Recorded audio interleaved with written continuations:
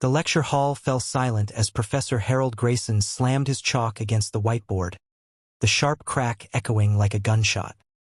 His piercing gaze swept over the sea of students, landing on a young man slouched in the back row. John Kennedy, a quiet freshman with unkempt hair and a worn-out hoodie that screamed, "I don't belong here." Grayson, a stern calculus professor with decades of teaching under his belt, adjusted his glasses and smirked. "You there, Mr. Kennedy?" he barked, his voice dripping with condescension. "Since you seem so disinterested, why don't you solve this integral on the board?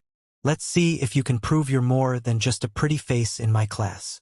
The room tensed, a ripple of nervous laughter spreading as John's cheeks flushed red. Little did Grayson know, he was about to unleash a storm of brilliance he couldn't contain. John hesitated, his heart pounding as the eyes of 50 students bore into him. Growing up in a rough neighborhood, he'd always been the kid who escaped into numbers. Calculus was his sanctuary, a world where he could outsmart the chaos of a father who drank too much and a mother who worked double shifts just to keep the lights on. But here, in this ivy-covered university, he felt like an imposter. He'd earned his scholarship through sheer grit, teaching himself advanced math from tattered library books. Yet the professor's challenge felt like a public execution. Slowly, he stood, his hands trembling as he approached the board. Grayson crossed his arms, his smug expression daring John to fail.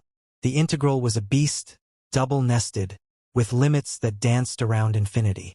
To most, it was a nightmare. To John, it was a puzzle begging to be solved. As John picked up the chalk, his mind raced through the steps. He began scribbling, his movements tentative at first, then gaining confidence as the equations took shape. The room watched in stunned silence as he worked, his hoodie sleeves pushed up to reveal scarred knuckles, a silent testament to the fights he'd survived on the streets. Grayson's smirk faltered, replaced by a flicker of confusion. John's solution unfolded with elegance, each line a testament to hours of self-taught mastery. By the time he stepped back, the board was a tapestry of precise calculus, the answer gleaming in white chalk. A murmur rose from the students, but Grayson's face hardened. "Impressive," he said coldly. "But let's see if you can handle this." He erased John's work and scribbled a more complex problem, his tone laced with malice, determined to expose what he saw as a fluke. The challenge escalated, and with it, John's resolve. Each new problem Grayson threw at him, tricky derivatives, multivariable integrals, became a battleground where John proved his worth. Yet, beneath his growing confidence, a storm brewed. Memories flooded back.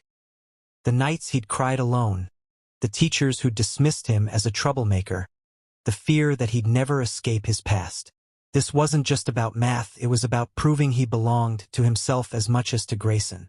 The professor, a man who'd once been a prodigy himself, saw John as a threat to his authority, a reminder of his own fading glory.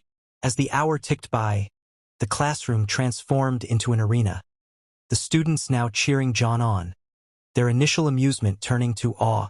Halfway through the session, Grayson's frustration boiled over. "Enough of this circus," he snapped, slamming his book shut.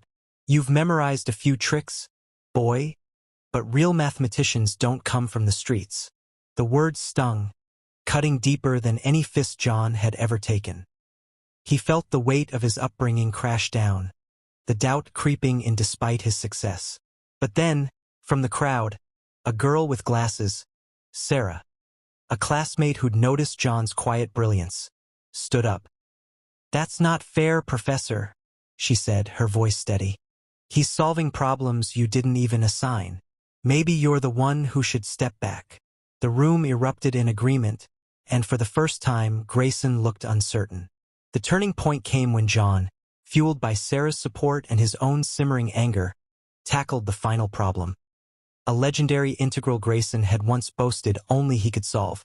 With the clock ticking toward the end of class, John's hands moved like lightning, his mind a symphony of logic and intuition. When he finished, the room held its breath.